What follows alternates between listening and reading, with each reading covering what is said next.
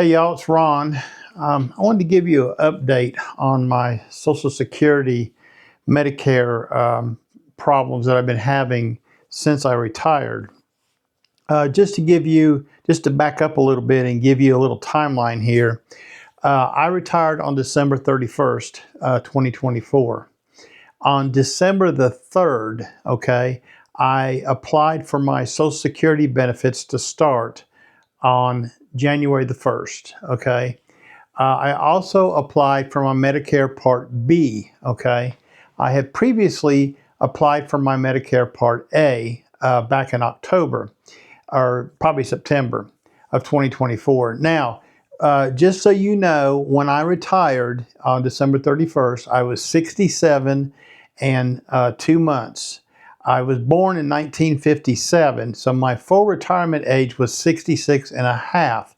I always had it in my mind that I wanted to get to my full retirement age before I collected my Social Security.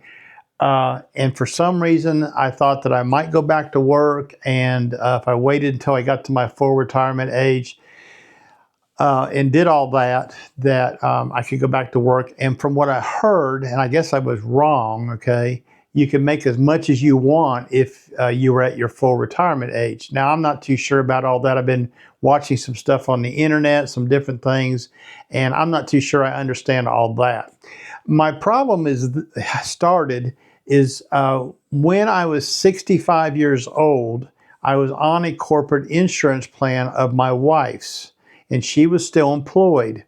I did not have to take Medicare Part B at 65 because I was on a corporate plan. It did not make a lot of sense to sign up for Medicare Part B and be paying that $185 a month when I had better coverage on my wife's corporate plan.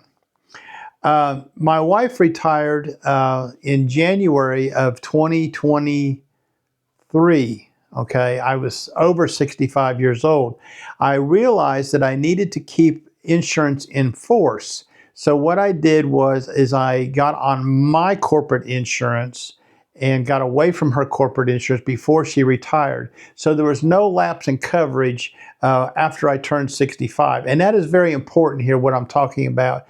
No lapse in coverage, corporate coverage, to keep from paying a penalty for Medicare Part B. Now, the problem was this, okay? That was all fine. That all worked just fine. I had to get a form filled out by my wife's employer. It was called a LS 524, I believe is what it was called. And what it basically does, it's a form that you get filled out saying you were covered under corporate insurance for these dates. I had to do two of them. I had to do one for my wife's employment and then one for my employment, okay? So mine is a little more complicated than just somebody who was on a corporate plan on their own, okay? I had to fill out two. I filled the first one out, or had my wife's work fill the first one out and delivered it to the local Social Security office. When I got there, they told me I needed one for my employment too.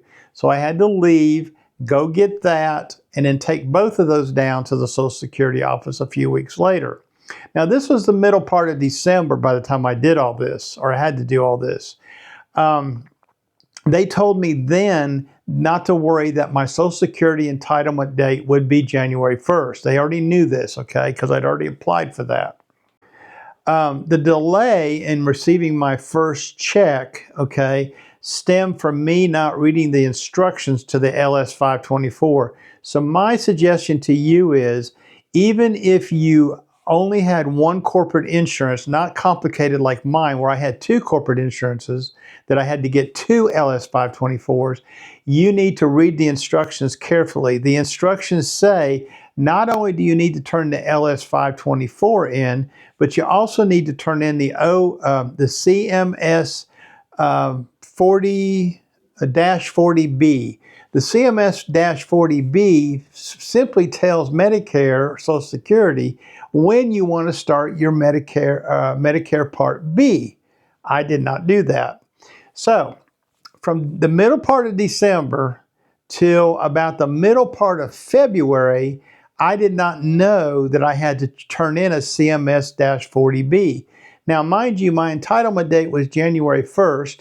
My birth date is on the 23rd of the month. I should have got my first check on February 26th, okay? So the middle part of February, I get a letter from Social Security, and basically it says I needed to provide them the CMS-40B. I didn't know this, okay? If I had read the instructions to the LS-524, I would have known this. But when I took the LS-524 in to turn into the Social Security office, my local Social Security office, you would have figured they would have said, hey, where's your CMS-40B? Nope, they didn't say that, okay? I went back and I reread the instructions on the LS-524, and sure enough, it said I needed to fill out the CMS-40B and turn both of them in together.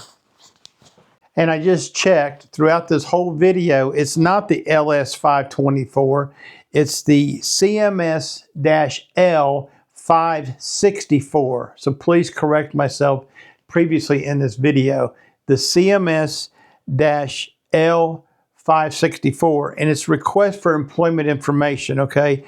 This form must be completed by you or your spouse's employer for evidence of health insurance based on your or spouse's employment. So the LS-564 and the CMS-40B both have to be turned in. Now this is only for people who are on corporate insurance after you turn 65. If you are retiring after the age of 65 and you are on corporate insurance, you will have to provide this form. If you're not and you're retiring at 65 or 62, with 62 you can't get Medicare until 65, but once you reach the age of 65 and you decide you're going on Medicare Part B, then all you have to do is I guess, turn in the CMS-40B. My problem is this: I didn't read the instructions fully, okay? That's the problem, okay? So after all that, okay, on February the 13th or so, I filled out the CMS-40B, took it to my local Social Security office, which is 35 miles from my house, by the way. I figured everything was cool, and I would probably get my first check, like I expected, on February 26th. February 26th came, no check, okay? I waited 2 or 3 days, 4 days afterwards, and finally I was getting concerned, and I decided I better contact the Social Security office, and I called the 800 number that was provided to me. Now let me just tell you one thing here, okay? I've called the Social Security office twice. The first time was back in February. I had to wait 90 minutes for a callback. There was such backlog going on. This time I had to wait 2 hours for a callback, okay? And it seems to be getting a little worse over at the Social Security Administration. From what I understand, reading about all this DOGE stuff that's going on and people losing their jobs in the government and what have you, there are over 15,000 people that have lost their job or going to lose their job, I guess, working for the Social Security Administration. This is going to be a key thing here in just a moment when I tell you about my phone conversation it was just yesterday, actually. Now, when I finally got somebody to call me back yesterday, they took several minutes after they got all my information. They had to have all the details. They want to know the city and state you were born, your mother's maiden name, all that stuff. You got to provide it every time you talk to them.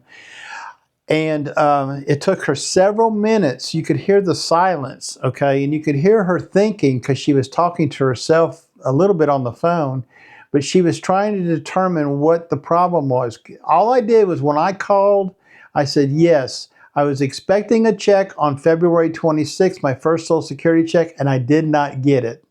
I just stopped right there. I figured they got to figure this out, not me, okay? So after she just, kind of looked through things and we talked about things on the phone a little bit, she finally said that my CMS, all my forms were there, the 40B, the 564, they had all that information. But she said from the time they received it on February the 13th from me, which is the day I took it to my local Social Security office, it would take them 4 to 6 weeks to resolve the issue. I went, really? So I says, okay, does that mean I'm not going to get my check from February? I mean, my entitlement date was January 1st. This should not affect when I would get a check. In fact, I would not think Medicare Part B would affect when I got my check. I should have just got my check, and then they could have backed up and and caught up with the Medicare Part B for the couple months I said I wanted it, or they didn't put me on it, and they could have just back charged me for it, okay? But, she said 4 to 6 weeks. I said, okay, so when am I going to get my first check? She said, well, it'll be the 4th Wednesday of March. I said, well, when I get my check for the 4th Wednesday of March, will it be for February and March? Will I get 2 months worth in one lump sum? She said, no.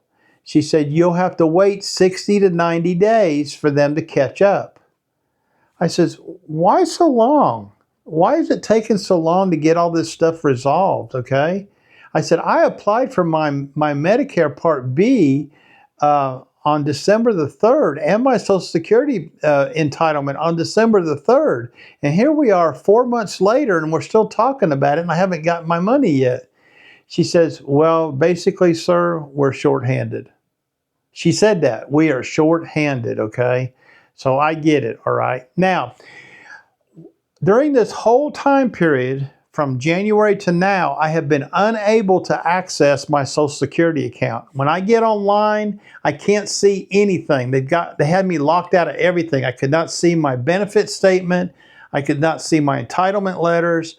I could not see any of that stuff. I couldn't even see what checking account the money was going to. That all was locked up because it was under investigation, I guess. That's why they had it locked up. So I couldn't, I guess, change anything or whatever. I don't get that part. Anyways, last night, after I talked to her on the phone, I get an email from Social Security. And let me tell you what the email said, okay? So here's what the email said, okay? Actually, I got this 2 days ago. I'm a day off. The email said, your submission status has been updated. You can check the status of your submission online with your personal My Social Security account. It's quick, secure, and easy. We are committed to keeping you safe, blah, blah, blah, blah. So I signed in my Social Security account on my computer. Everything was unlocked. I could see my benefit statement. I was able to read my benefit letter, telling me how much I was going to get finally, because I didn't even know that until now, okay? I wasn't even sure. I had a benefit statement from the first part of December saying an amount, okay? And I wasn't sure what it was going to be, but it happens to be the correct amount, okay? Minus the $185 for Medicare Part B. It shows my Medicare Part A being effective February 2024. It shows my Medicare Part B being effective February 2025. And it shows what my benefit amount is going to be, okay? Now, I was able to dig a little bit deeper on the website, and it looks like as of right now, okay, on the 4th Wednesday of March, which will be, when is the 4th Wednesday of March? Let's see what that is. March.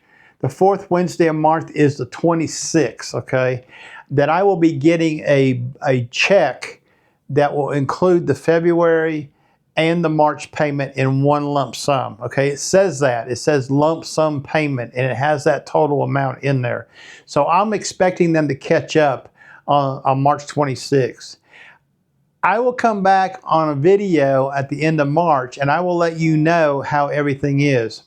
But here's what I think my message is to you, okay? And this is probably the important part.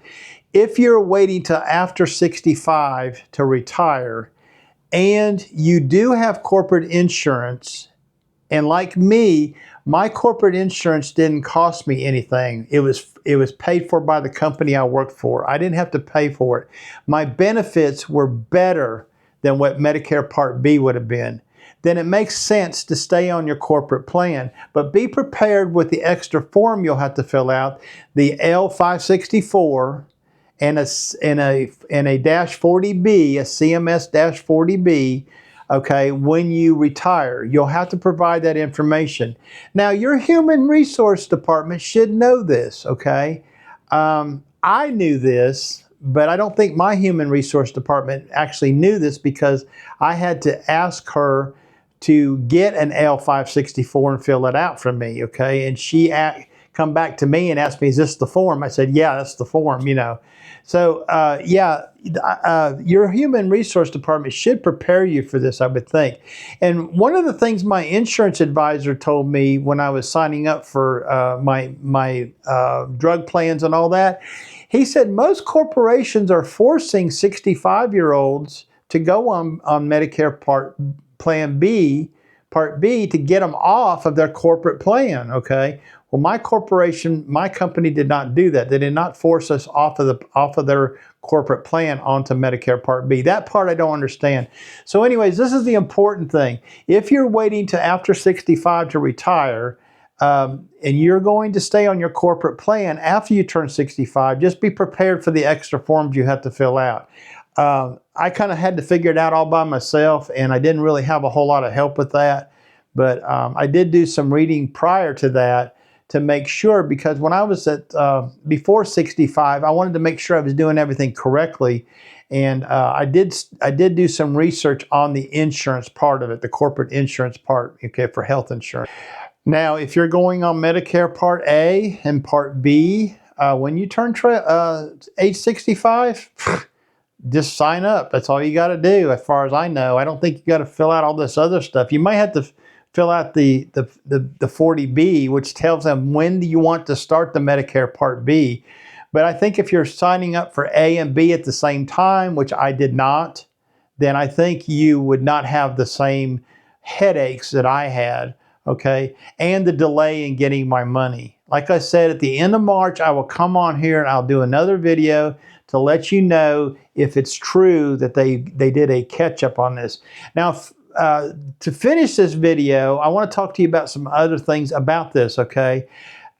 If you are contemplating retiring soon, you better be thinking about it quickly, because there's a lot of things going on in the government right now, and they're doing a lot of cutbacks and things. And I think what's going to happen is there's going to be more and more delays. If you remember earlier in this video, I told you the first time I called them, it was a 90-minute time that they time frame before they called me back.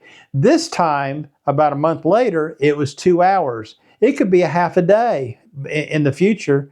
We don't know what's going to happen. So if you're getting ready to retire, you better be getting your ducks in a row, okay? And one more thing, if I had known what I know today, okay, I would not have waited till my full retirement age to retire. I would have retired at age 65. The amount of money per month more that I'm getting by waiting was not worth the hassle, okay? You know, you got to look at your health and everything else. A couple years ago, I was feeling a lot more spry. I wanted to do more things. I was out more active and everything. But as you get older, you start slowing down, and you don't feel like doing some of those nice retirement things like traveling and things like that, okay? So, you know, if you're thinking about retiring and it's possible to do that, then I suggest you get on it, okay? Like I said, I wish I would have retired at 65. My wife was the smart one. She retired at 65. Anyways, I just wanted to give you an update on the Medicare stuff. And I know this is a little bit of a long video, and I apologize for that. But I just wanted to give y'all an update on that. I'll talk to y'all later. See ya. Bye-bye.